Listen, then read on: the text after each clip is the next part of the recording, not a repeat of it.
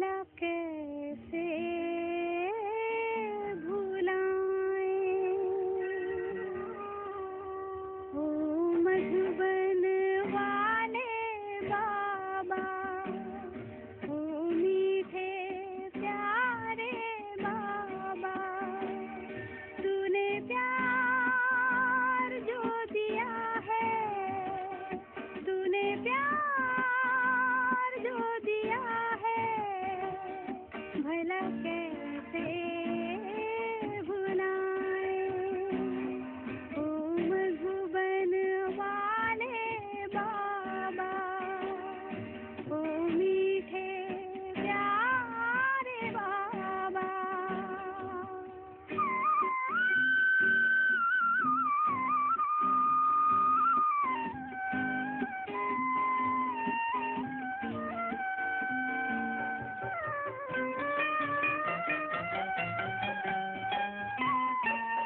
मधुबन का हर कण कहता, मेरे आंगन बाबा रहता। तेरे ज्ञान का अमृत बाबा हर दिल पे बहता रहता। तेरे ज्ञान की धारा, तेरे ज्ञान की धारा, भला कैसे भुलाएं ओ मधुबन वाले बाबा, ओ मीठे प्यारे बाबा।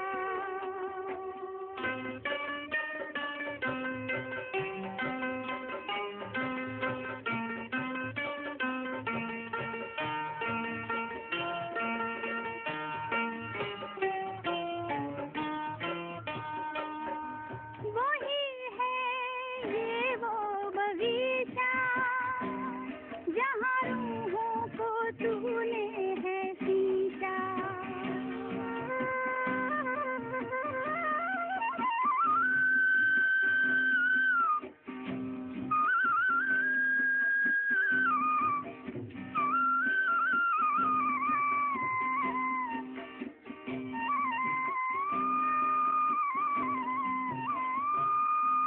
वही है ये फूलवारी, तूने खुशबू है जिसमें डाली।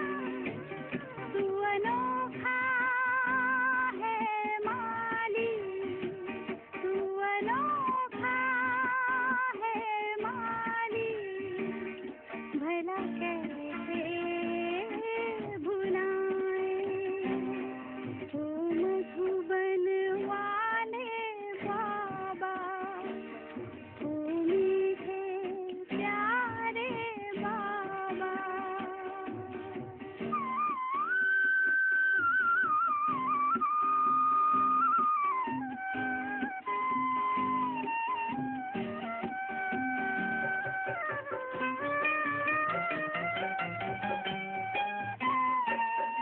बच्चों का हर एक चेहरा देता है परिचय तेरा। हर दिल पे है जादू तेरा, सब कहते हैं बाबा मेरा। तूने नाता ऐसा जोड़ा, तूने नाता ऐसा जोड़ा, भला कैसे भुलाएं ओ मधुबन वाले बाबा, ओ मीठे प्यारे बाबा। तूने प्यार जो दिया है, तूने प्यार जो दिया है,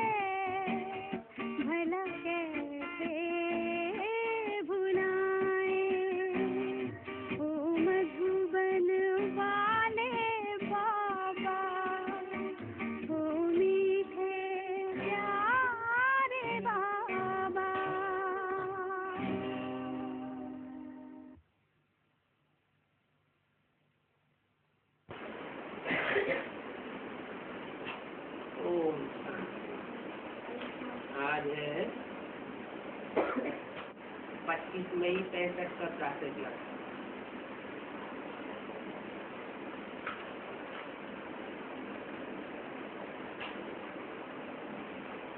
बाबा माउंट आबू 65 में जब क्लास चला रहे थे तो उस समय कोई दमयंती नाम की कुमारी क्लास करा रही थी।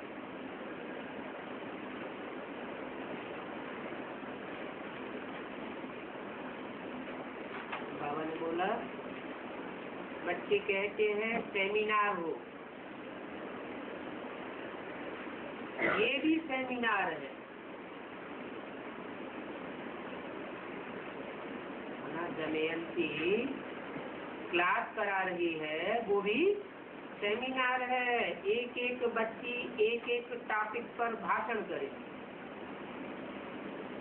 फिर जो अच्छे ज्ञानी बुद्धि वाले हो उनको नोट कर बाबा को बतलाना चाहिए। बाबा इनकी मुरली अच्छी खींचती है, कायदे मुजब रहस्य से समझाती है। नहीं तो बाबा को कैसे पता पड़ेगा। यही सेमिनार सबसे अच्छा है। अनायास बच्चे आते हैं। बच्ची ने पूज्य पुजारी पर समझाया, हम ब्राह्मण ही पूज्य देवी देवता बनते हैं, फिर हम ही पुजारी बनते हैं। हमें पूज्य कौन बनाता है और पुजारी कौन बनाता है?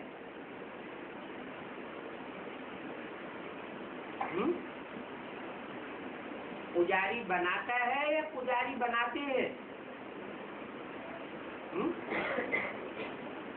पूज्य एक बनाता है और पुजारी अनेक रावण के सिर बनाते हैं।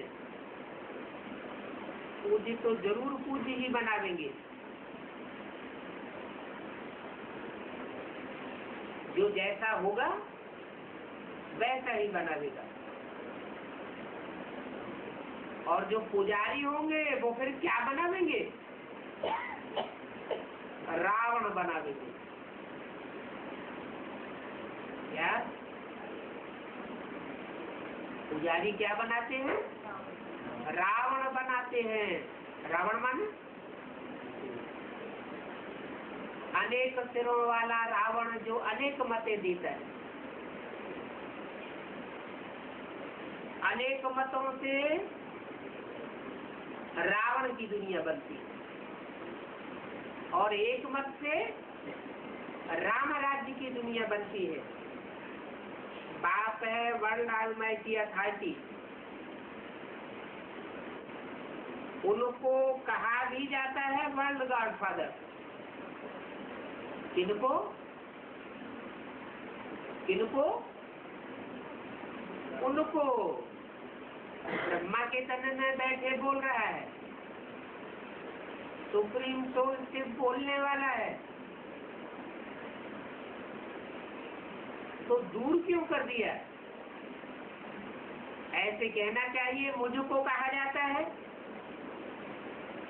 World godfather. फिर ये क्यों कहा? उनको कहा जाता है वर्ल्ड गॉडफादर। दूर क्यों कर दिया? या ब्रह्मा की तरफ इशारा करके कहते हैं इनको कहा जाता है वर्ल्ड गॉडफादर। वो भी नहीं कहा। क्या कहा? उनको कहा जाता है वर्ल्ड गॉडफादर। कौन? जो पूज्य बनाते हैं। वो बाप है वर्ल्ड ऑलमाइटी अथॉरिटी। सृष्टि का रचयिता बाप जबकि वर्ल्ड गॉडफादर है तो फिर सर्वव्यापी नहीं हो सकता। वर्ल्ड में मनुष्य मात्र है ना।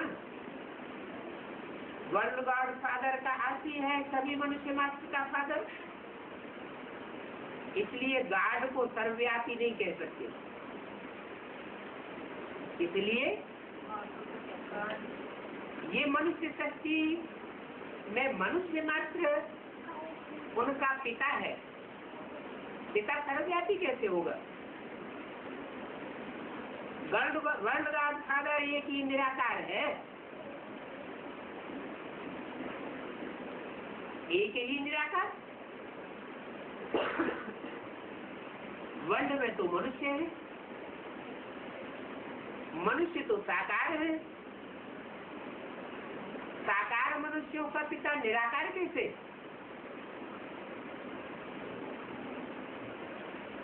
सांप लंबा होता है, सांप का बाप भी लंबा होता है।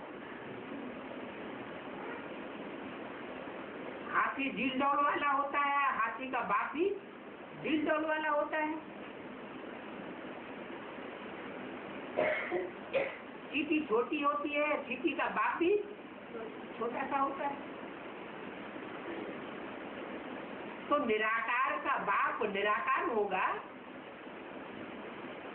या साकार होगा? मनुष्य साकार है या निराकार है? साकार है। तो यहाँ क्यों कहा है? ये बात ऐसे क्यों कही? गॉड फादर एक ही निराकार है।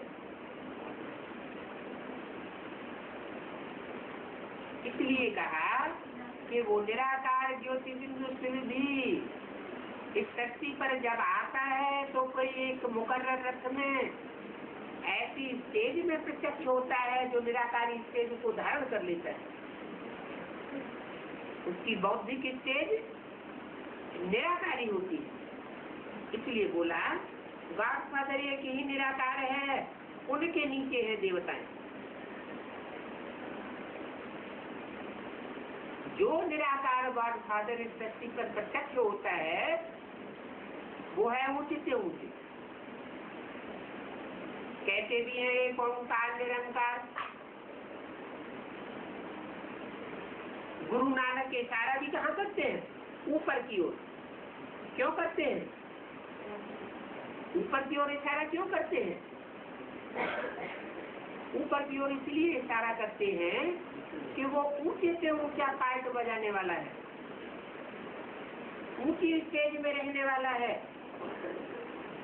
भले इस शक्ति पर आता है, आते हुए भी इस शक्ति में किसी के साथ उसका अटैचमेंट नहीं होता है, बुद्धि से ऊपर आम। इसलिए कहा कि उसके नीचे देवताएं हैं, वो है सबसे ऊंचे।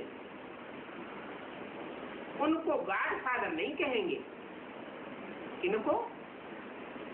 जो उससे नीचे देवताएं हैं उनको गॉड फादर नहीं कहेंगे। 33 करोड़ देवताएं गाए जाते हैं। 33 करोड़ देवताओं में ऊंचे से ऊंचे गाए जाते हैं ब्रह्मा विष्णु महेश। ब्रह्मा विष्णु महेश भी उस सुप्रीम गॉड फादर से नीचे हैं, क्योंकि देवताएं। उन देवताओं को गॉड फादर नहीं कहेंगे। पहले पहले ये बाप का निश्चय कराए, फिर बताना चाहिए गीता का भगवान कौन है। फिर किसको भी समझाना बहुत सहज हो जाएगा। लिखा हुआ है गीता आदि सब भारत के शास्त्र झूठे हो गए। क्यों? जो भी गीता आदि भारत के शास्त्र है, महाभारत है, भागवत है, रामायण है, वो सब झूठे क्यों हो गए? क्योंकि सब शास्त्रों की शिरोमणि तो गीता गाई हुई है, और गीता में नाम डाल दिया है श्री कृष्ण बच्चे का। श्री कृष्ण तो भगवान नहीं है, वो तो निराकार नहीं है, वो तो साकार है, और साकार भगवान नहीं हो सकता। साकारी स्टेज वाला भगवान नहीं हो सकता। तो गीता के साथ सभी शास्त्र झूठे हो जाते। तो वो लोग इस बात पर भड़कते हैं, ये सभी शास्त्रों को झूठा कहते हैं। शास्त्र झूठे क्यों हुए? क्योंकि जब सब शास्त्रों की जो शिरोमणि माता गीता माता है, उसी में बाप के बदले बच्चे का नाम डाल दिया, रचयिता के बदले रचना का नाम डाल दिया। गीता माता का पति बच्चे को बना दिया, इतना जुल्म कर दिया। अगर ये बात उनके सामने बताई जाएगी तो जरूर भड़केंगे। तुम समझा सकते हो वर्ल्ड गॉड फादर एक ही निराकार भगवान है, उनके लिए ही भगवान वाच कहेंगे। गीता में भगवान वाच आया है, भगवान वाच एक निराकार ही आकर के करते हैं, वही गीता का भगवान है, कृष्ण भगवान नहीं है। अगर कृष्ण भगवान होता और कृष्ण द्वापर के अंत में आया होता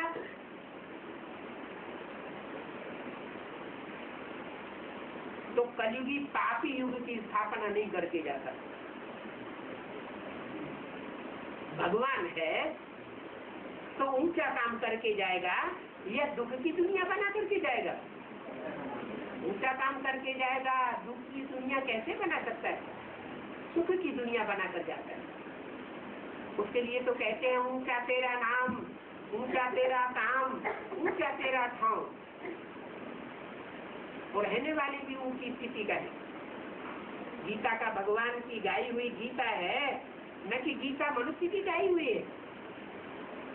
तो ऐसे सिद्ध कर बतलाने से फिर वो ठंडे हो जाएंगे। श्रीमद् भगवत गीता है ना, भगवान की गीता गाई हुई है ना, भगवान की तो होती है श्रीमद्। गीता का नाम ही है, क्या नाम है? श्रीमद् भगवत गीता। श्रेष्ठ मत देने वाली है। तो उस गीता माता को चलाने वाला, उसको मत देने वाला भी कैसा होगा? श्रेष्ठ मत देने वाला होगा।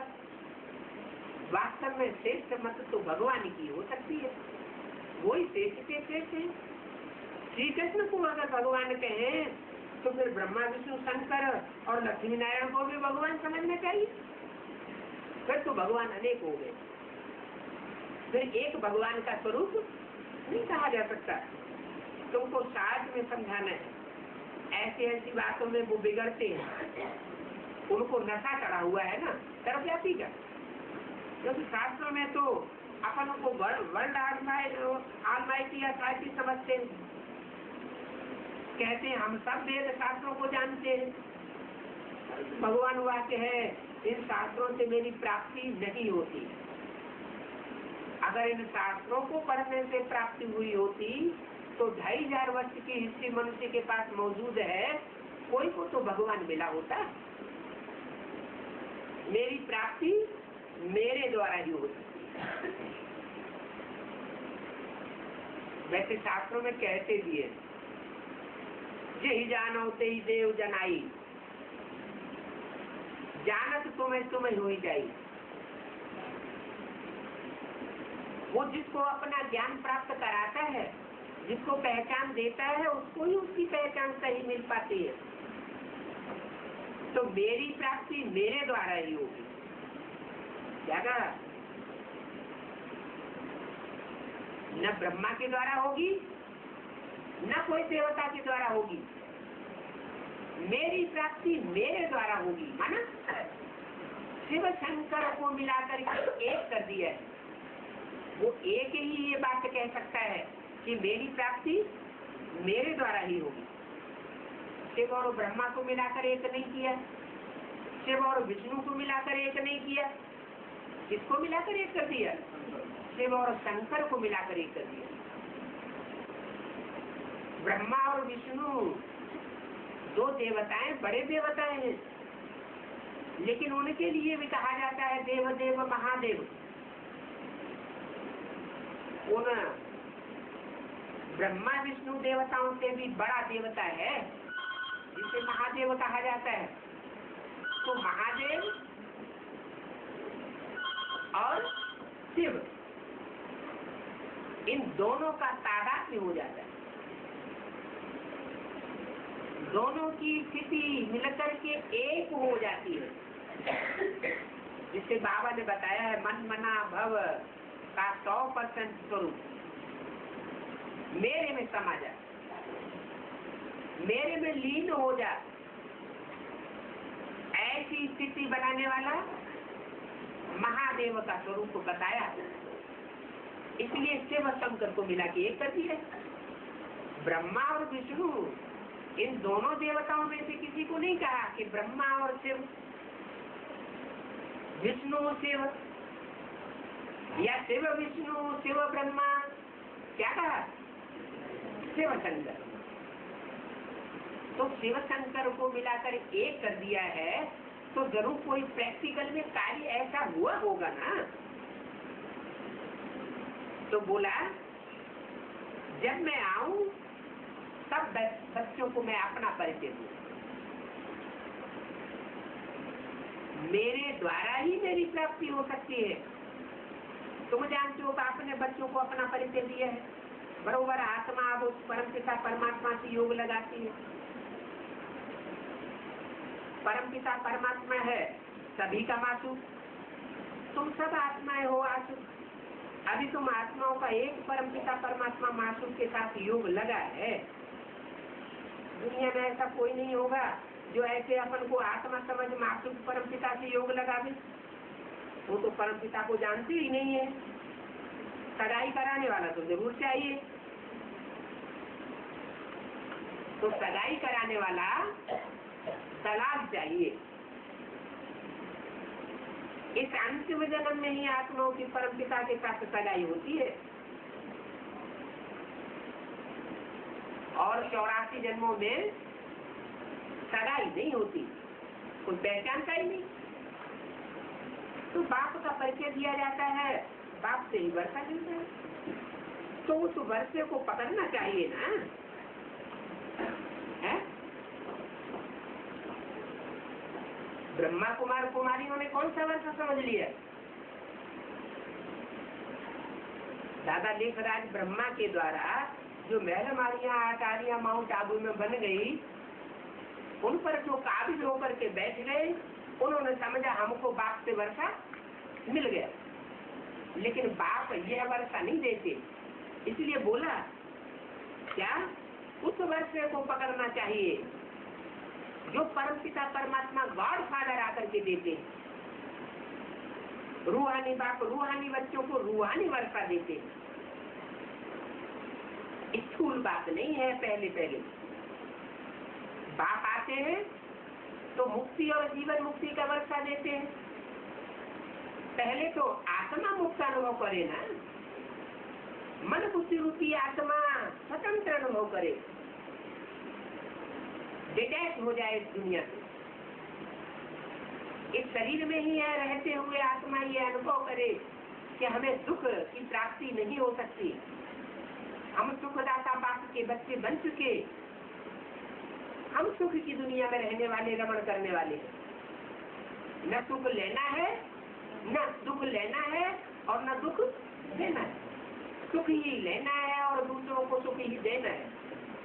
ऐसी स्थिति हमारी प्रैक्टिकल में बन जाए मन बुद्धि रूपी आत्मा की, तो जैसे कि हमें उस वर्षे को प्राप्त करने की तकनीक आ गई जो बाप हमें सिखाए रहे हैं। तो रूहानी बाप रूहानी बच्चों को रूहानी वर्षा देते हैं। कौन सा वर्षा देते हैं? मुक्ति जीवन। यही रूहानी वर्षा है। क्या जिस्मानी वर्षा नहीं है? क्यों? सतयुग में देवताएं जिस्म नहीं होगा। सतयुग में जो 8 जन्म होंगे, उन 8 जन्मों में रूह अपने को पहचानेगी। तो रूहानी स्थिति में देवताएं स्थित तो हुए होंगे, लेकिन वहां भी जिस्मानी वर्षा कहा जाएगा। एक नारायण दूसरे नारायण को वर्षा देगा, दूसरा तीसरे को देगा, तीसरा चौथे को देगा, 7वां नारायण 8वें नारायण को वर्षा देगा। तो वहां भी देहधारियों से देहधारी का वर्षा मिलता है। रूह को रूहानी वर्षा नहीं मिलता। ये रूहानी वर्षा सिर्फ इसी संग में ऊपर बाप आकर के देते हैं रूहानी बच्चों को। कैसे बच्चों को? जो रूह की स्टेज में स्थित होने के अभ्यासी है। कैसी स्टेज में स्थित होने के अभ्यासी है? हम शरीर नहीं है, हम ज्योति बिंदु आत्मा।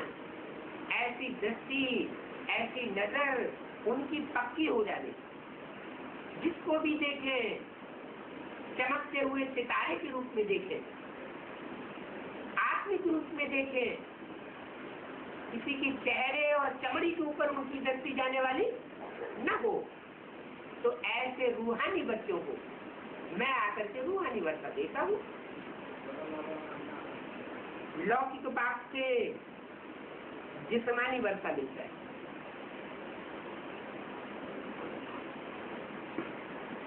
बात ही लौकिक है तो वर्षा भी कैसा देगा? लौकिक वर्षा ही देगा। एक जन्म का वर्षा मिलता है तो जितना हो सके उतना उस मासूम परम पिता परमात्मा को याद करना है। याद करना है ज्यादा, जितना हो सके उतना उस मासूम को याद करना है। अभी तुम कर नहीं रहे हो। माने 65 में बच्चों को उस बात की पूरी जानकारी नहीं थी, क्योंकि 65 में वो बाप आलमाइटी अथॉरिटी इस धरती पर प्रत्यक्ष नहीं हुआ। इसलिए कहा कि जितना हो सके उतना उस मासूम परम पिता परमात्मा को याद करना है। भविष्य में जिस बाप से 21 जन्म का वर्षा मिलता है, 20 जन्म का वर्षा नहीं, 21 जन्म का वर्षा मिलता है। 8 जन्म सतयुग के, 8 नारायणों के राज्य में, 12 जन्म त्रेता के और 1 जन्म जो अभी स्वर्णिम संगम युग आने वाला है। संगम युग की जो श्रेष्ठ से श्रेष्ठ प्राप्ति कराने वाला टाइम है वो अभी आने वाला है। वो 1 जन्म उस लौकिक बाप से तो 63 जन्म साथ मिलता रहा, क्योंकि रावण की मत पर चलते हैं। कौन? बाप भी रावण की मत पर चलते हैं, लौकिक बाप, और बच्चे भी रावण की मत पर। वहां राम होता ही नहीं, राम की पहचान ही नहीं होती, न निराकार राम की पहचान और न साकार राम की पहचान। तो हर एक बाप अपने बच्चों को शासित ही करते हैं। कब से? द्वापर में काम शिक्षा पर बिठाते हैं।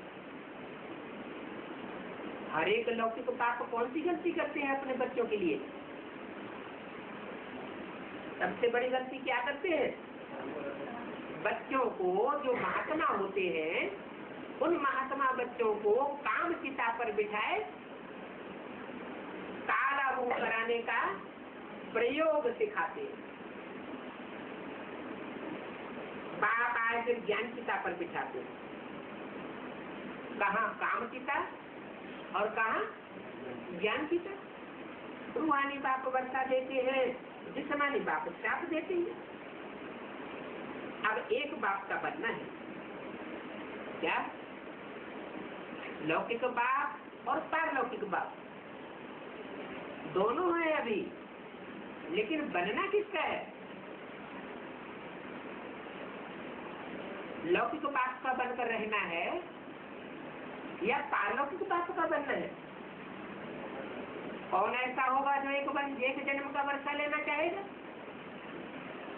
अब जब हमें 21 जन्मों का वर्षा बाप से मिल रहा है तो हम 21 जन्म का लें या 1 जन्म का लें? 21 जन्म का लेना चाहिए। और 21 जन्म के आधार पर 21 जन्म का जो हम पुरुषार्थ करने के अभ्यासी बनेंगे, उस अभ्यास के आधार पर 63 जन्मों का भी वर्षा हमारा बन जाता है। जो 21 जन्मों में जितना ऊंच पद प्राप्त करने का अधिकारी बनेगा, वो 63 जन्मों में भी उतना ही ज्यादा ऊंच पद प्राप्त करने का अधिकारी स्वतः ही बन जाएगा, क्योंकि आत्मा में पुरुषार्थ के संस्कार पड़ जाते हैं। उन संस्कारों के अनुसार अगले जन्म में उत्तरोत्तर अगले जन्म में प्राप्ति होती रहती है। आत्मा कहती भी है मेरा तो एक शिव बाबा, दूसरा न कोई।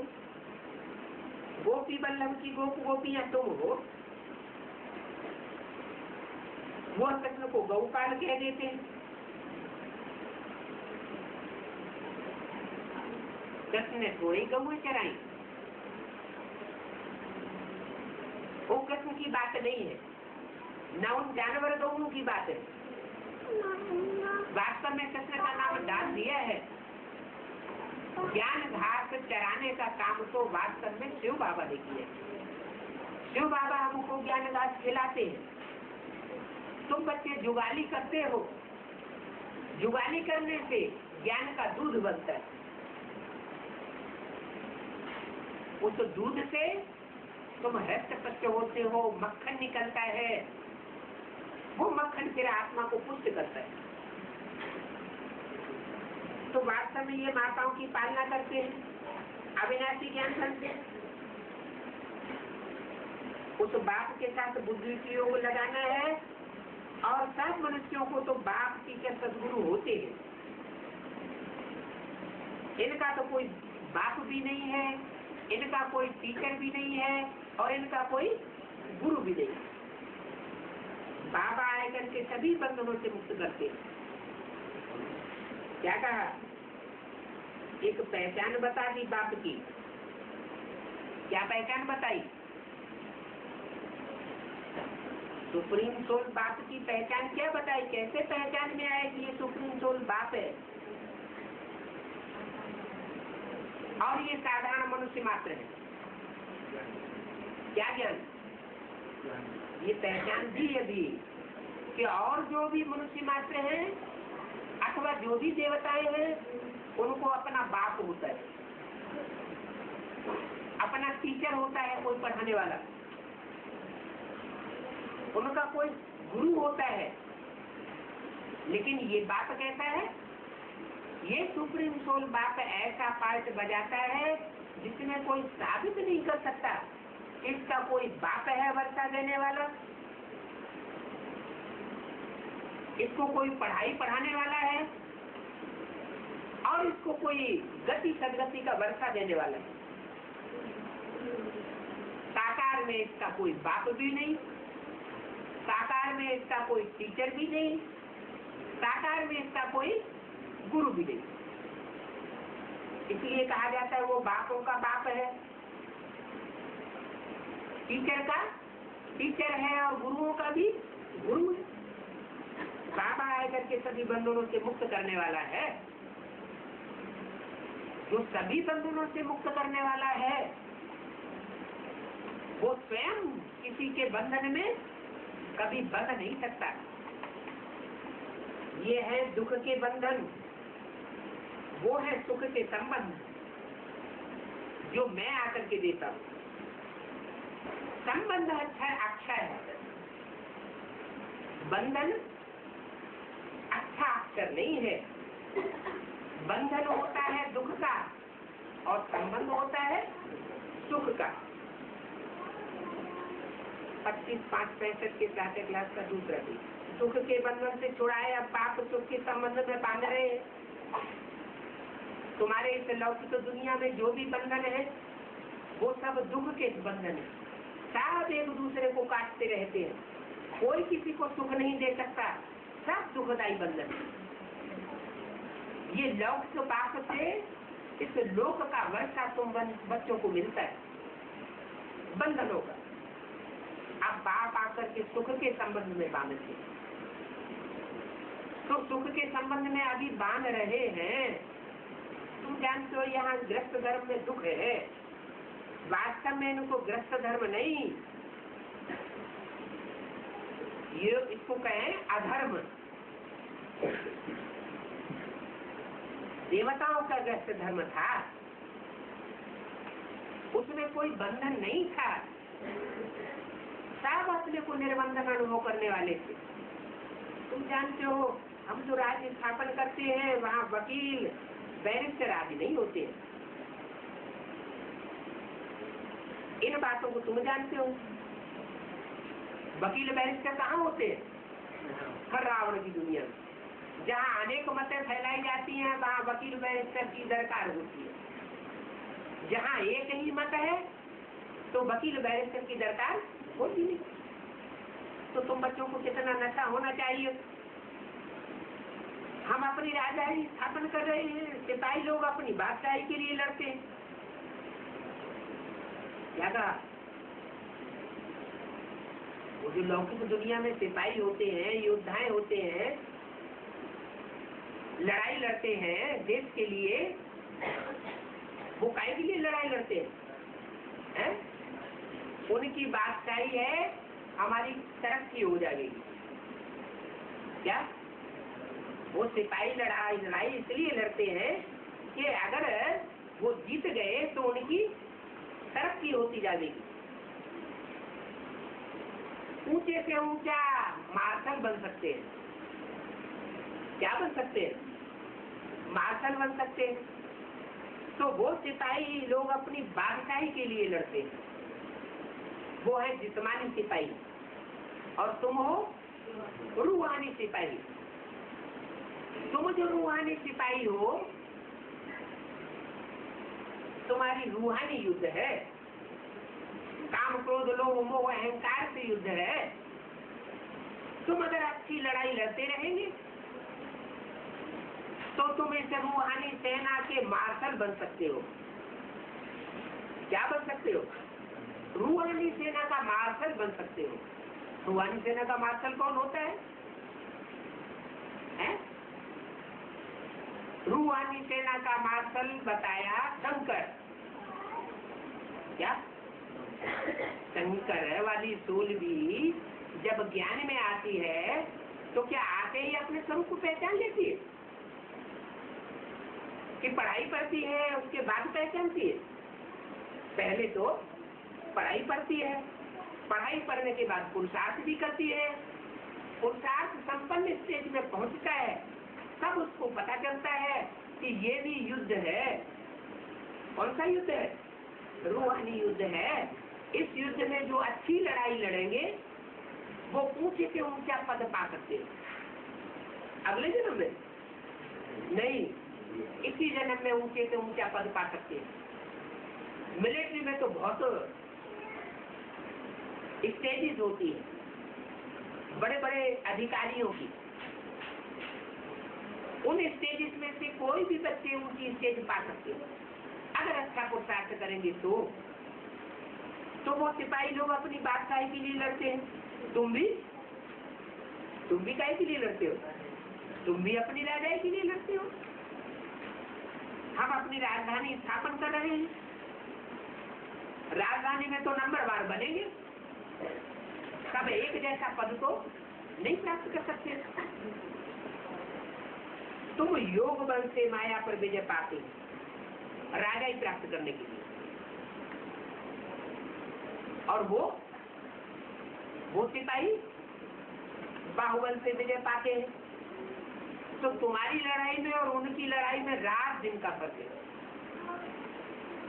तुम जानते हो हम अपनी राजधानी स्थापन करते हैं, राजा रानी बनने का पुरुषार्थ करना चाहिए।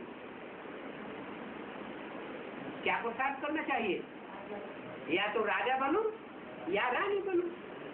ये नशा रहना चाहिए कि हम राजा रानी बनने की पढ़ाई पढ़ रहे हैं, हम राजा रानी बनने के लिए लड़ाई लड़ रहे हैं माया रावण के साथ। मम्मा पापा पहला नंबर में राजा रानी बनते हैं तो हम भी मम्मा पापा को फॉलो करें। हम दास क्यों बने?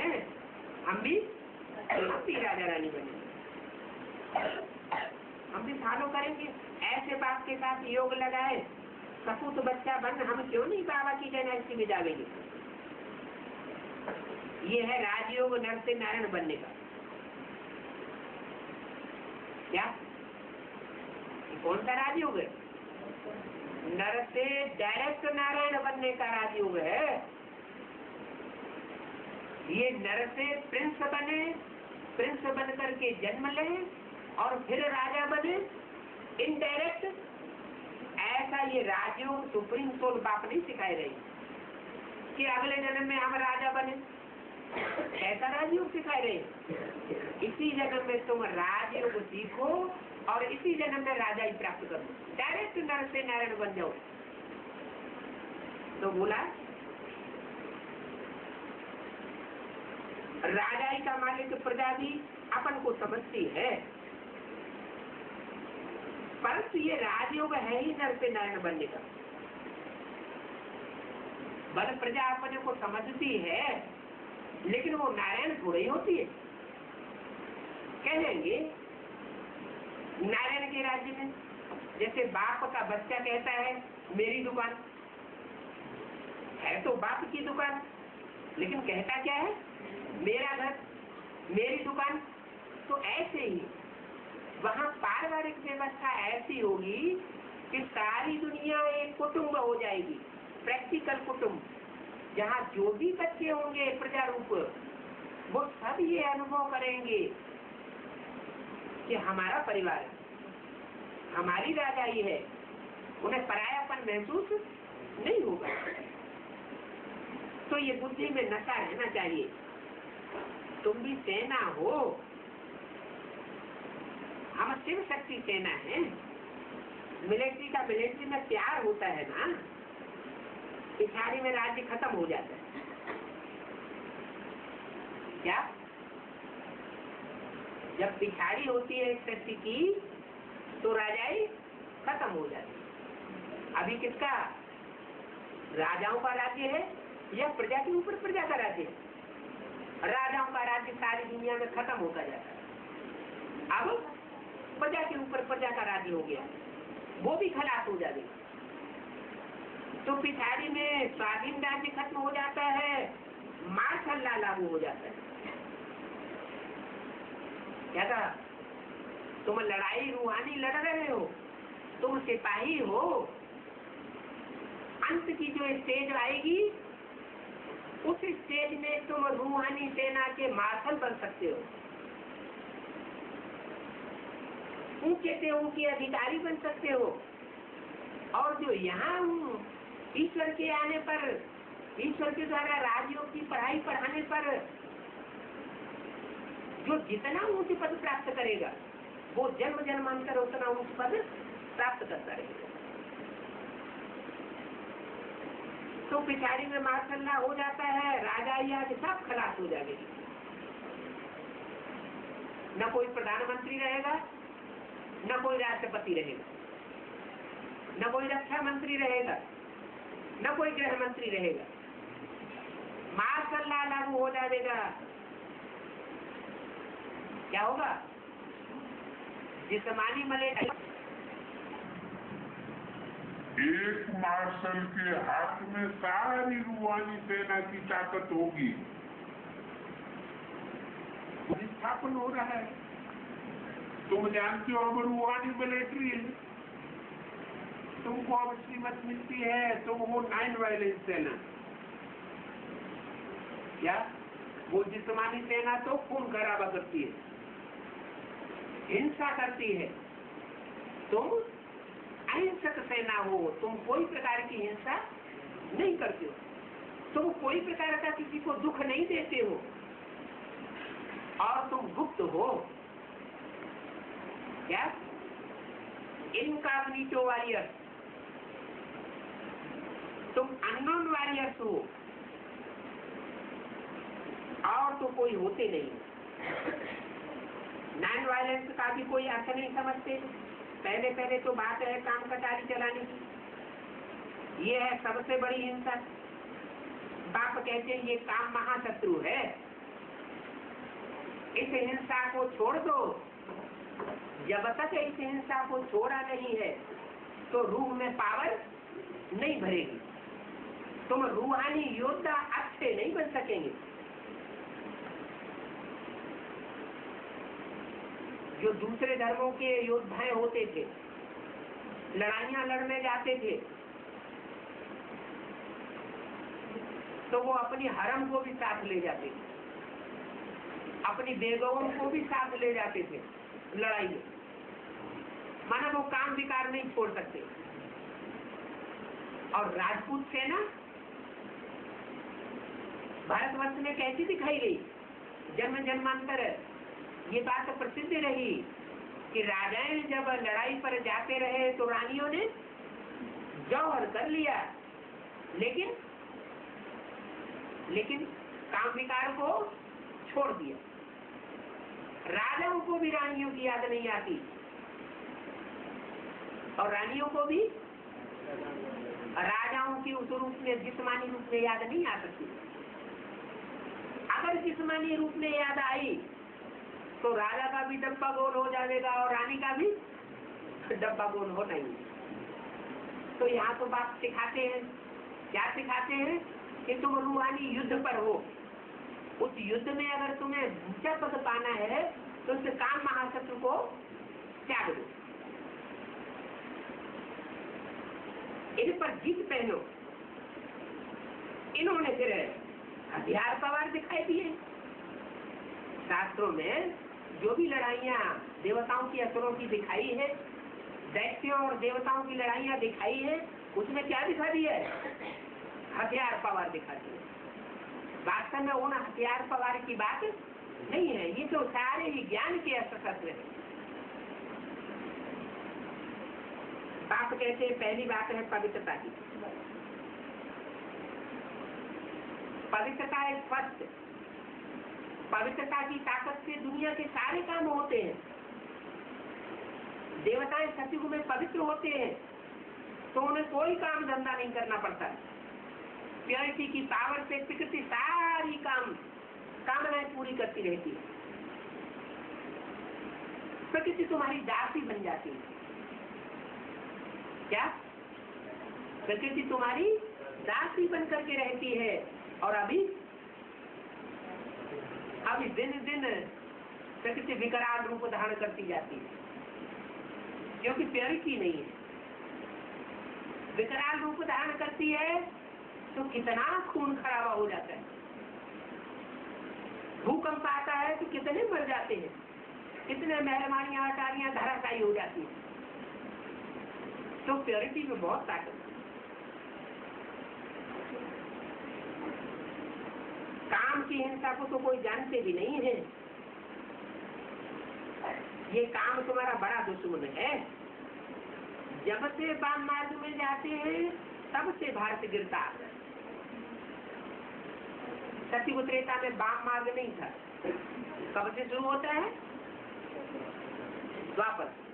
झाड़ के चित्र में देखो, सत्युग त्रेता में एक ही तना है, डालियां इधर उधर को निकली नहीं है, तो ना वाम मार्ग है न दाया मार्ग है।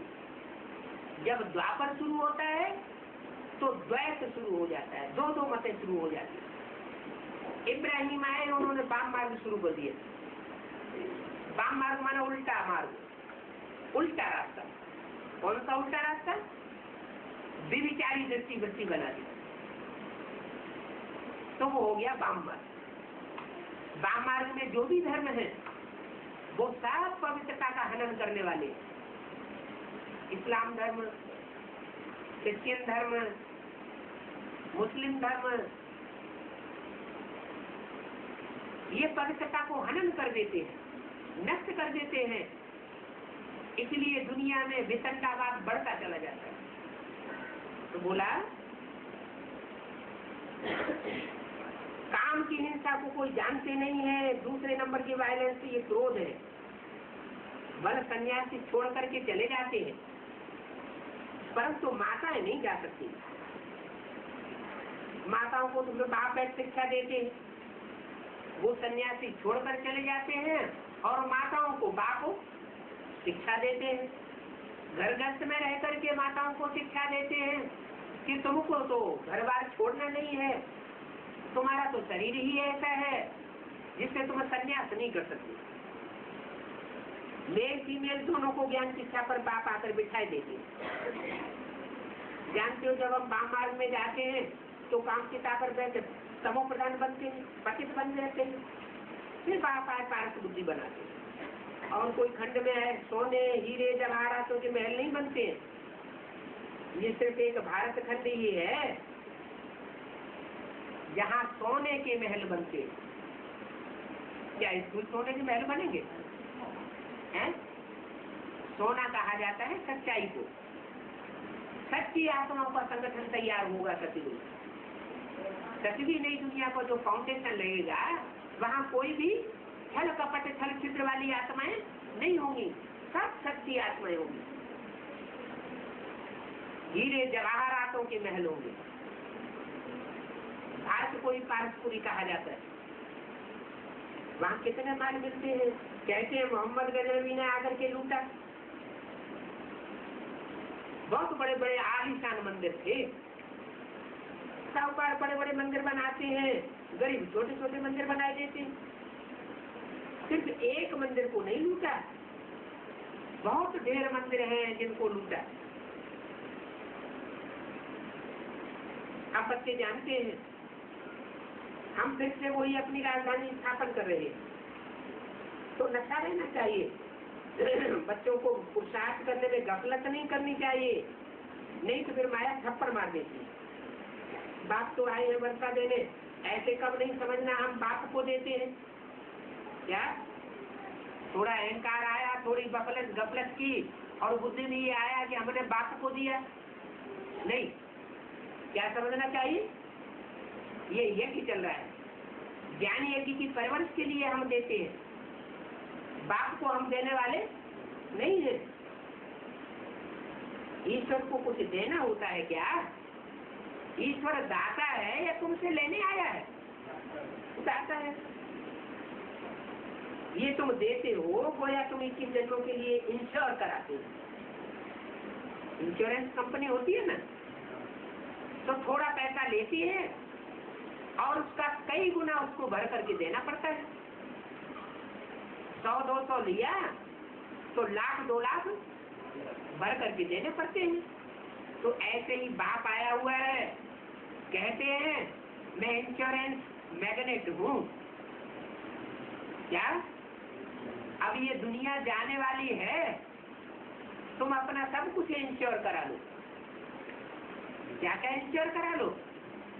तन धन धाम सुरत परिवार संबंधी जो भी चाहो सब इंश्योरेंस कंपनी में डाल दो। ये है ईश्वर की इंश्योरेंस कंपनी, रूहानी इंश्योरेंस है। तो गफलत नहीं करनी चाहिए। 21 जन्मों के लिए इंश्योर करते हो। वो इंश्योरेंस कंपनियां कितने दिन के लिए इंश्योरेंस करती है? 1 जन्म के लिए। वो भी 1 जन्म में अब इतनी चालाकी चल गई है, पूरा इंश्योरेंस मिले न मिले, अधूरा मिले, और फिर जो मर जाता है उसको तो कुछ भी नहीं मिलता। मर जाने वाले को तो कुछ भी मिलता नहीं। यहाँ तो बात कहते हैं मैं तुमको जीते जी मरना सिखाने आया हुआ, तुमको शरीर से मरना नहीं पड़ेगा, यहाँ का यहाँ ही तुम्हारा लिया हुआ सब कुछ वापस कर दूंगा और 21 जन्मों के लिए और भी दूंगा। तो ईश्वर दाता है। भक्ति मार्ग में भी अल्पकाल क्षण भंगुर हद का सुख देते हैं, इस समय बेहद सुख का दाता है। समझते हैं दुख सुख ईश्वर देते हैं, परंतु नहीं, बाप कहते हैं मैं किसको दुख दूंगा? मेरा किसी से दुख देने लेने का हिसाब किताब है ही नहीं। मैं किसी को न दुख देता हूँ न किसी को सुख देता हूँ। सुख का रास्ता बता, मेरे बताए हुए सुख के रास्ते पर जो चलेंगे, तुम जानते हो बाप को सुखधाम, बाप तो आकर सुखधाम बनाने वाला है। क्या बनाते? सुखधाम बनाते। आकर बनाते हैं या जब चले जाते हैं ब्रह्मा के तन से तब बनाते हैं। बोला तुम जानते हो बाप तो सुखधाम बनाते हैं, ये तुम जानते हो क्या? तुम जो सन्मुख बैठे हो वो ये बात जानते हो कि बाप आकर सुखधाम बनाते हैं। आकर ऐसे नहीं आकर के ब्रह्मा के तन में ज्ञान सुनाए और चले जाएं, फिर कोई बच्चे सुखधाम बनाते रहेंगे? नहीं, कोई भी ये ताकत नहीं है सुखधाम और शांति धाम की स्टेज बना सके। मैं आकर के सुखधाम बनाता हूँ। माया रावण दुखधाम बनाती है। क्या माया रावण दुखधाम बनाती है? माया और रावण दोनों को मिलाकर स्त्रीलिंग क्यों कह दिया है? क्योंकि रावण की बुद्धि को भी घुमाने वाली माया होती है। ऊपर खाने कैसा रूप धारण किया है? मायावी रूप धारण किया। अंदर से तो चाहती थी कि राम लक्ष्मण मेरे साथ शादी कर ले, लेकिन रावण को जाके क्या शिकायत की कि मैं घूम रही थी जंगल में, इन्होंने मेरे को छेड़ा। तो माया का रूप हुआ ना। तो बोला माया रावण दुखधाम बनाती है। अगर शूर्पणखा ने इस तरह मायावी रूप धारण न किया होता तो रावण को क्रोध नहीं आता। ये अनादि बना बनाया ड्रामा है। क्या ये ड्रामा अनादि बना बनाया है? जिनको मायावी रूप धारण करना होगा वो अभी भी मायावी रूप धारण करते रहेंगे। बेसिक नॉलेज में भी मायावी रूप धारण करने वालों ने मायावी रूप धारण किया, और एडवांस नॉलेज में भी जो माया बेटियां होंगी वो मायावी रूप जरूर धारण करेगी। ये माया रावण दुखधाम की शूटिंग कराती है। ये अनादि बना बनाया ड्रामा है, इम्परेसिबल ड्रामा है। ये कब रुकेगा नहीं। बच्चों को हम कितनी समझ मिली। कोई कहे गीता को तुम झूठ कहते हो, बोलो हम तुमको तो कुछ नहीं कहते। क्या हम तो गीता को झूठ कहते हैं, और जिस गीता को झूठ कहते हैं वो हमारी अपनी गीता है जो मनुष्यों ने झूठी कर दी है। हमारी गीता कौन सी है? नहीं, श्रीमत तो का अर्थ ही होता है श्रेष्ठ मत। हमारी गीता है ये कागज की मुरली। क्या हमारी गीता है ये कागज की मुरली? ये झूठ कैसे हो गई है? ये झूठ इसलिए हो गई, इसमें पहले पेज पर ही पिताश्री का नाम डाल दिया। किसका नाम डाल दिया? पिताश्री किसको कहा जाता है? शिव बाबा को कहा जाता है, या दादा लेखराज ब्रह्मा को कहा जाता है? ब्रह्मा का नाम डाल दिया, माने कृष्ण की 16 का नाम डाल दिया। तो इसलिए मुरली झूठी हो गई। झूठी हो जाती है तो बाप को आकर के इसका सही अर्थ बताना पड़ता है। क्या सुप्रीम सोल बाप क्या करता है? टीचर बन करके आता है और उस भक्ति मार्ग की झूठी गीता का सही अर्थ आकर के बताता है। ये सही बातें तुम नहीं जान सकते। बाप को ही आकर के सचखंड बनाने के लिए सच्ची बातें बतानी पड़ती है। तो बोला ये इम्परेसिबल ड्रामा है। बच्चों को अब बहुत सहज मिली है समझ। कोई कहे गीता को तुम झूठ कहते हो, बोलो हम तो नहीं कहते। तुम भले गवर्नमेंट को रिपोर्ट करो कि हम गीता को झूठ कहते हैं। गवर्नमेंट के पास केस जाएगा तो और मजा आएगा। लड़ने की तो इसमें बात ही नहीं। हम किसी से लड़ाई नहीं लड़ते। 25/65 का तीसरा पेज।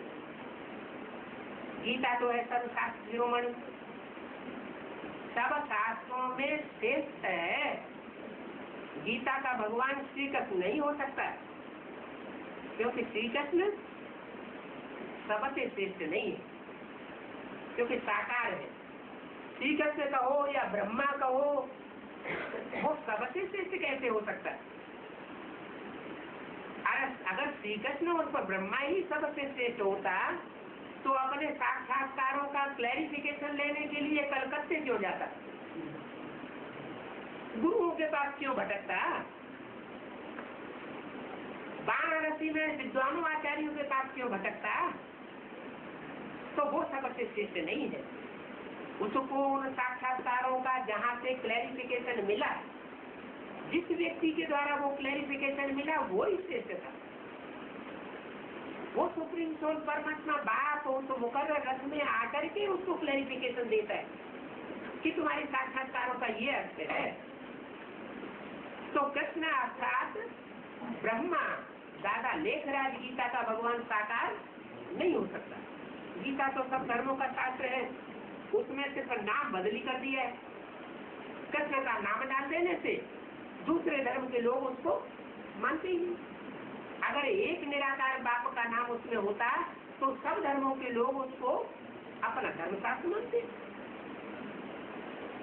धर्म का सदगति दाता पतित पावन परम पिता परमात्मा है। नाम बदलने से गीता का महत्व कम कर दिया है। वर्ल्ड गॉड फादर तो निराकार है, उनको कहा जाता है सर्व का सदगति दाता पतित पावन। ये सब पॉइंट्स अच्छी रीति ध्यान होंगी तो दूसरों का सामना कर सकेंगे। अगर गहराई से इन पॉइंट्स को धारण नहीं करेंगे तो आगे चल के विद्वान आचार्य हमारा माथा घुमा देंगे। तुमको परिचय देना है बाप का। ये भी जानते हो इस महाभारी महाभारत लड़ाई से बरोबर पुरानी दुनिया विनाश हुई और नई दुनिया स्थापन हुई। ये कार्य कोई मनुष्य नहीं कर सकता। क्या इतनी बड़ी, इतने धर्मों वाली, इतने देशों वाली, इतनी बड़ी दुनिया का विनाश करना, ये एक परम पिता परमात्मा का ही कार्य है।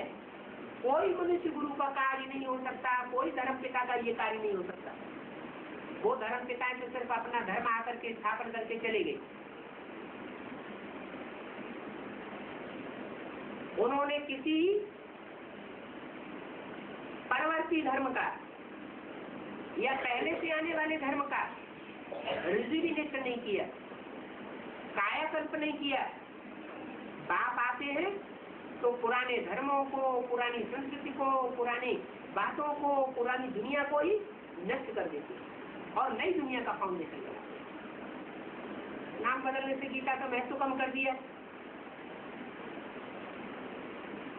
नाम है निराकार का, नाम डाल दिया साकार का। इस मुरली में किसका नाम डाल दिया? दादा लेखराज ब्रह्मा का नाम पिता श्री डाल दिया। श्री शब्द बाद में क्यों लगा हुआ है? पिता के बाद श्री शब्द क्यों लगा है?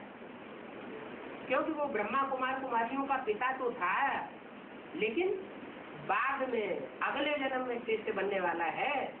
इस जन्म में श्रेष्ठ नहीं बन सकता, तो ये नाम डाल दिया पिता श्री। स्थापना पालना विनाश वही बाप आकर के करेंगे। ये कृष्ण अर्थात ब्रह्मा स्थापना पालना विनाश का कार्य नहीं कर सकता। पहले से बता दिया वाणी ने, क्या कहा? स्थापना पालना विनाश वही बात आकर के करेंगे। करेंगे माने भविष्य में करेंगे या अभी कर रहे हैं? भविष्य में करेंगे। वर्षा तो फादर से ही मिलता है। गीता का भगवान निराकार को से करे तो वर्षा मिल न सके। बाप के साथ योग लगा दे, सब पापों को काट सके।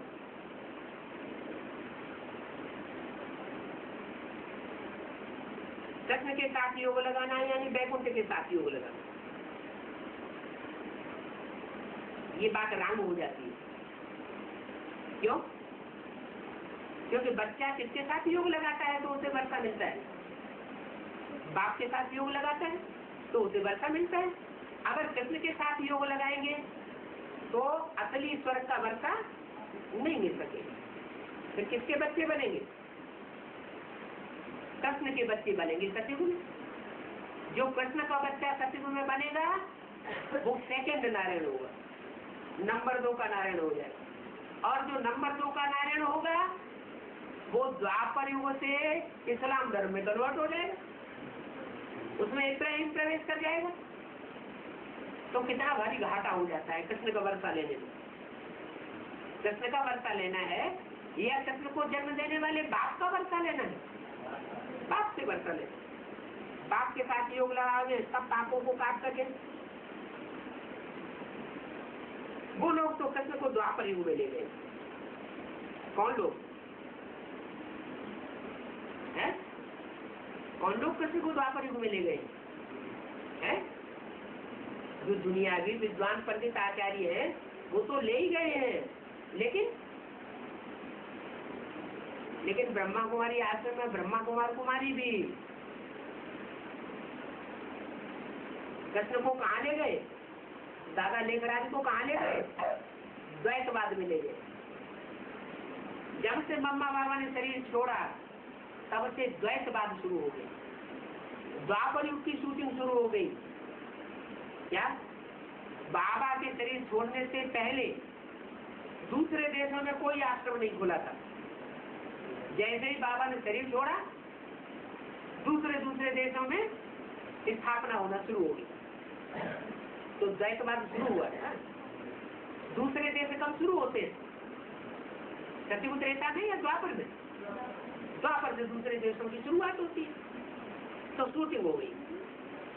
तो बोला वो लोग तो कृष्ण को द्वापर में ले गए, ऊंचे ऊंचे है शिव। फिर ब्रह्मा की सूचना, उन्होंने फिर दिखाया है विष्णु की नाभि कमल से ब्रह्मा निकला। क्या विष्णु की नाभि कमल से ब्रह्मा निकला है? ऐसा दिखा दिया है। विष्णु को मां बनाई दिया, ब्रह्मा को बच्चा बनाई दिया।